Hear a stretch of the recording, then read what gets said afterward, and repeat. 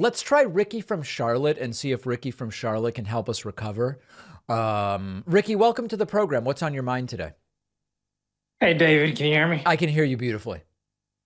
Okay, cool. Yeah, so I wanted to ask you about this right-wing civil war that we see starting to unfold. Yeah. And I'm just curious, I'm not exactly sure like what the what the dividing lines around this will be. I mean, I guess we could say like in the context of going into the 2024 primary, it could be the Trump versus DeSantis line.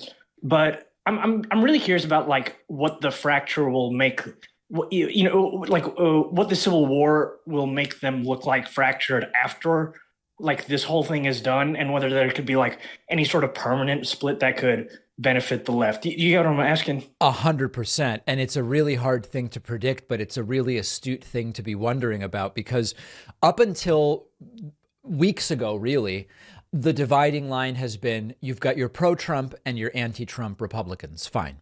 When the speaker vote came that ultimately led to Kevin McCarthy becoming Speaker of the House, you had a further subdivision of that where you had anti-Trump, but then you had pro-Trump that likes McCarthy and pro-Trump that says we need an alternative. So it was like Marjorie Taylor Greene versus Lauren Boebert. The 24 election is going to be its own thing because, for example, you're completely right. You've got the DeSantis and Trump part of it. But now you also have, for example, Nikki Haley. Nikki Haley worked in the Trump administration. She was Trump's ambassador to the UN. But now she's running against Trump. But the other wrinkle to it is Trump actually needs as many people as possible to jump into the primary. Because if you look at head-on, one-on-one polls between Trump and DeSantis, it's very good for DeSantis. When you include more people in the polls, it's better for Trump because they take away support from DeSantis. So it's weird because Nikki Haley is a former Trump staffer who's running against Trump, but Trump actually benefits from the field being more divided. So you're asking a really great question, which is after it all shakes out, then what does the party look like? And it depends whether Trump wins or doesn't win. If Trump loses the primary, whatever the split is between now and July of 2024, if Trump loses the primary, all bets are off in the sense that there will be a realignment of the Republican Party altogether. And they might even say, hey, we also don't want the Marjorie Taylor Greenes, get them all the hell out of here. If Trump does win the primary, then there will be a question of whether the anti-Trump Republicans have had enough and they want to really try to do something, invoking force majeure or something along those lines. It's so hypothetical, Ricky, that I don't know, but it's a fascinating question. Yeah, no, I'm really curious to see where it goes, but like my general thing is I just hope that it causes like permanent lasting damage. I believe like what Chomsky said that Republican Party is the most dangerous organization in human history, and like so I just root for their downfall.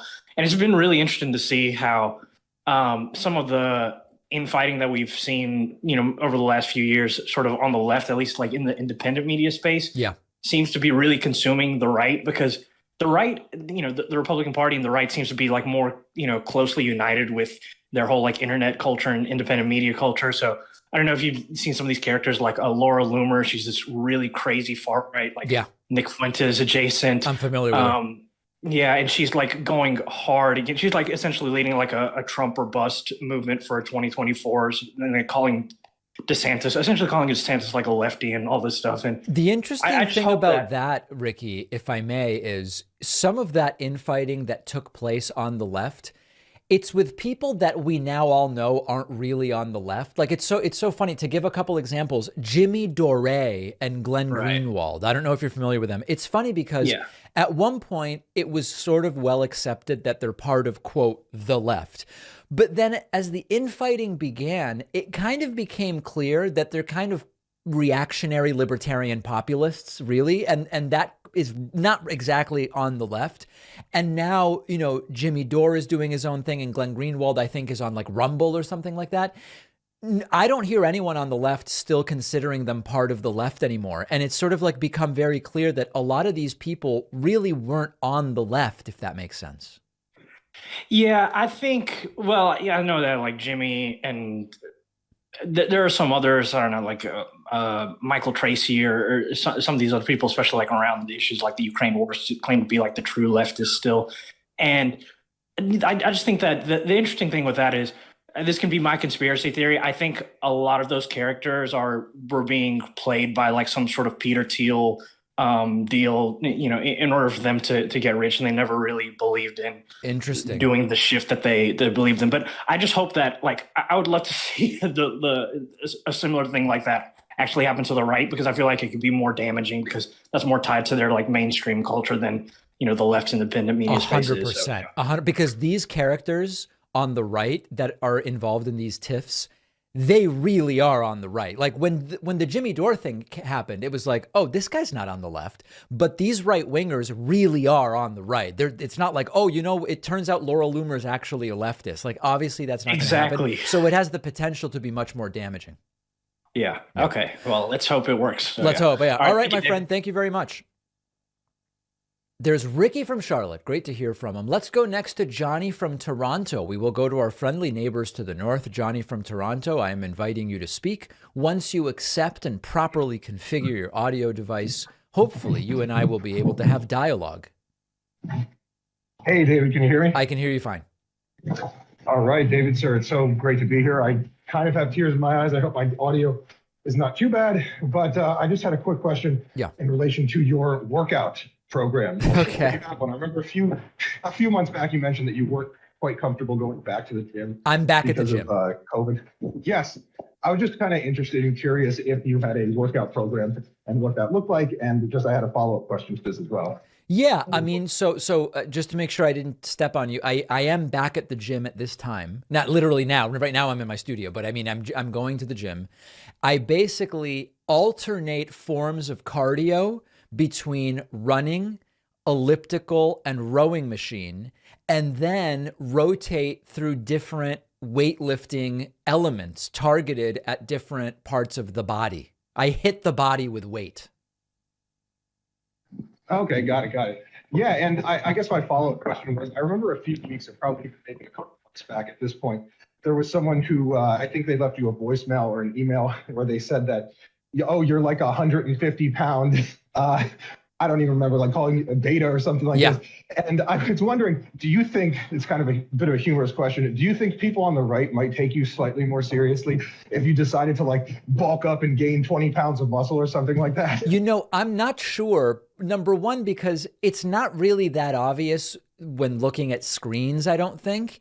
And as a counterexample, I got word through our team that Ben Shapiro has been lifting weights and apparently has put on some modest amount of muscle.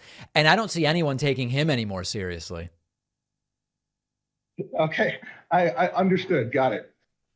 Well, thank you for the opportunity to talk, man. I appreciate it. All right, Johnny from Toronto, thank you very much. Important questions for sure. That I can't ignore those types of questions because they are critical to the culture war, I would say. Plastic, it's everywhere we look, and not enough is being done about it. 100 billion plastic bags are used and thrown away every year. Here's something super simple you can do to reduce plastic and help the planet a little bit. Our sponsor, Hold On Bags, is the company making plastic-free trash bags and Zip Seal kitchen bags. They're just as strong and high quality as the plastic bags you're used to. Hold On Bags are 100% plant-based and home compostable, meaning they break down in just weeks, not decades. Their Zip Seal kitchen bags come in sandwich or gallon size to fit all of your needs, whether it's carrots or crayons. At home, I put all of my food waste in a Hold On trash bag, throw it in the compost pile, and when I throw a Hold On trash bag in my dumpster, I love knowing it's not filling our landfills and oceans with plastic. Single-use plastics harm the planet at every stage: production, disposal, decomposition. Join the growing movement away from single-use plastic. These products are really great. It's so easy to make the switch. Go to holdonbags.com/Pacman and you'll get 20% off with code Pacman at checkout. The link is down below.